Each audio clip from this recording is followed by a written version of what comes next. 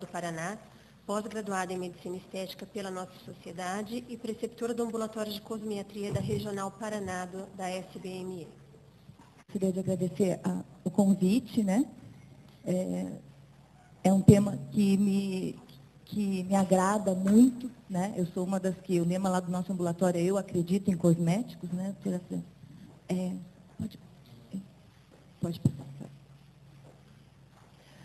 E por que eles são tão importantes?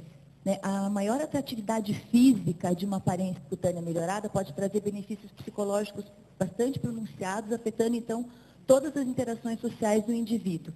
Seu status no trabalho, sua autoimagem e apresentando reflexos, mesmo na sua saúde e longevidade. Como vocês vão poder observar durante a palestra, eu sempre coloco aqui a referência, né, que eu gosto de ter bastante fundamentação no que eu estou afirmando para vocês. E tudo isso vai estar depois disponível nesse site aqui. Né? Então, os tratamentos tópicos cosmecêuticos para esse fim, então, têm a grande vantagem de serem não invasivos, sendo o tratamento de escolha na maioria dos pacientes. Tá? E para quem acredita que não façam diferença, a gente afirma que faz, sim, muita diferença.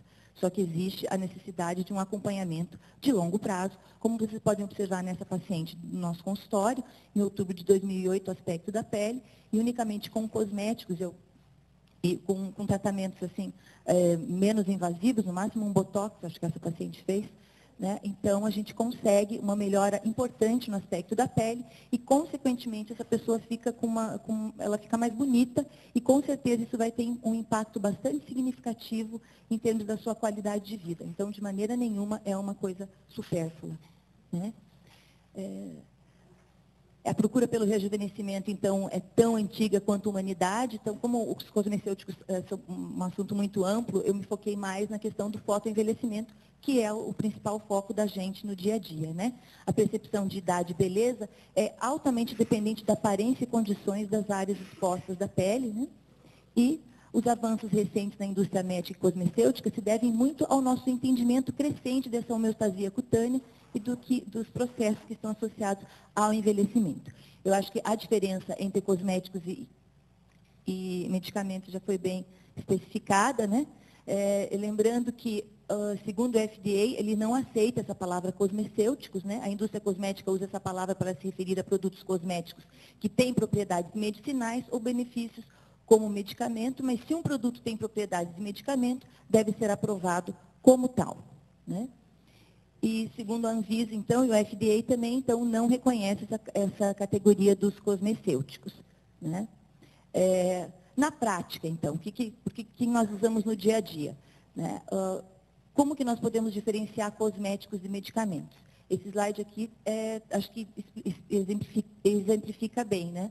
Apesar de o termo não ser aceito pela Anvisa, o que acontece? Os cosméticos com alegadas propriedades farmacológicas, aqueles que não se destinam só para embelezar, mas para tratar alguns problemas específicos, e, por outro lado, também nós temos medicamentos que são utilizados com a finalidade cosmética. Acho que aí esse termo se encaixa muito bem, né, o cosmecêutico. Então, seria uma mistura entre cosméticos e medicamentos.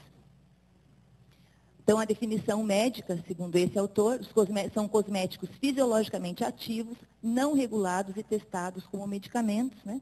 Essa regulamentação bastante distinta, infelizmente, deixa brecha para produtos não testados adequadamente serem vendidos livremente. Né? E benefícios e limitações desses produtos, com certeza, devem ser muito bem avaliados pelo médico prescritor.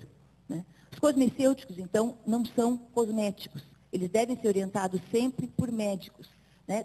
Tudo dependendo do paciente que você está observando, o problema, e temos que escolher um produto apropriado. Lógico que múltiplas necessidades, ingredientes com benefícios multifatoriais. Né? Protocolos de tratamento, normalmente pela manhã usando oxidantes, filtros e bloqueadores solares, e os tratamentos noturnos centrados no reparo tecidual. Mas realmente existe uma gama muito grande de cosmecêuticos, então como que nós vamos saber selecionar aquele cosmecêutico para aquele paciente? Né? E as categorias principais dos cosmecêuticos nesse artigo B, bastante recente, então, do ano passado, filtros solares, antioxidantes, medicamentos anti-inflamatórios, clareadores, reparadores de colágenos, os esfoliantes ou os renovadores celulares e os hidratantes ou reparadores de barreira cutânea. Essas são as principais classes dos cosmecêuticos. Né? Os filtros solares hidratantes são os mais importantes e óbvios, né? Os renovadores celulares, aqui eu coloquei para vocês também, além do nome do sal, o nome comercial que nós temos disponíveis aqui, né? São medicamentos, né? Derivados da vitamina A, os alfa-hidroxiácidos, o ácido glicólico, né? Os beta-hidroxiácidos, o ácido salicílico, e eu coloquei sempre aqui um exemplo comercialmente disponível para nós. Quais são os ativos, outros ativos que são bem clássicos já no tratamento do fotoenvelhecimento?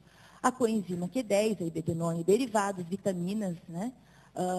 Estrógenos, sem dúvida, os pigmentantes, o mais clássico de todos é a hidroquinona. Eu vou apresentar rapidamente alguma coisa para vocês depois. Em relação ao ácido retinóico, ele é sempre encarado como um medicamento, tanto que ele deve ser prescrito sobre retenção de receita, né? Na maioria das vezes. Seria o correto. E é o único tratamento médico com benefícios comprovados em estudos clínicos randomizados. É uma coisa que a gente não tem muito na cosmiatria ainda, né? Particularmente a tretinoína, a isotretinoína e o tazaroteno. Então, eles não são só capazes de reparar a pele fotoenvelhecida a nível clínico e bioquímico, mas o seu uso pode prevenir o fotoenvelhecimento. E essas evidências mais recentes ainda, que são bastante promissoras, mostram que retinóides tópicos podem também ser benéficos no tratamento do envelhecimento intrínseco da pele. Então, é uma medicação básica para todos nós que lidamos com a cosmiatria no dia a dia, né? Existem 2 grandes estudos multicêntricos publicados nos Estados Unidos, que estão aqui, se alguém quiser consultar, né?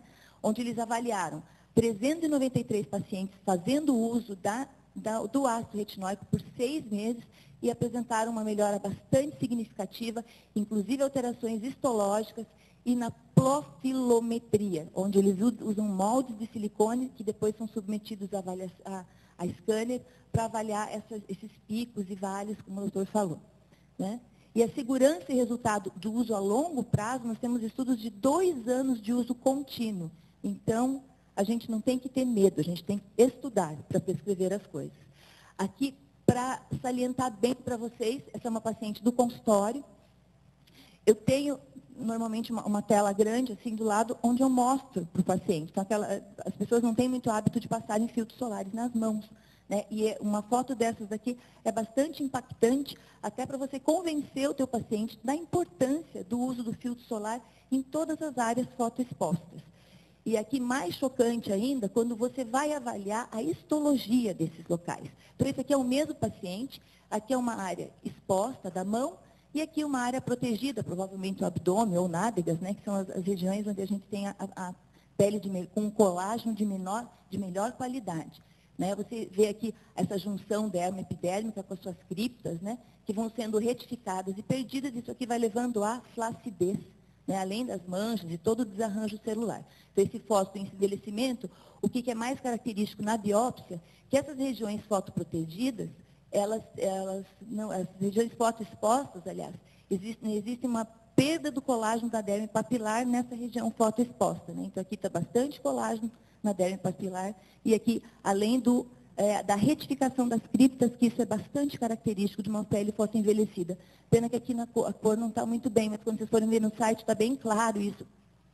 Esse vermelho aqui, que com o uso do ácido retinóico, existe uma restauração desse procolágeno 1 na derme papilar após o tratamento com a tretinoína, nesse estudo, por 40 semanas. Ou seja, a gente consegue reverter o envelhecimento cutâneo, né?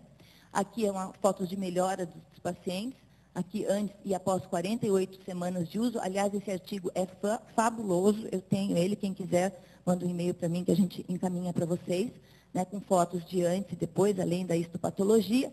E aqui, como que você tem que orientar o uso dos corticoides, dos retinoides tópicos, então. Tem que ser aplicado à noite, uma quantidade adequada, uso de filtro solar, né? Mas o que é mais importante, os primeiros sinais de melhora aparecem após 1 mês de tratamento.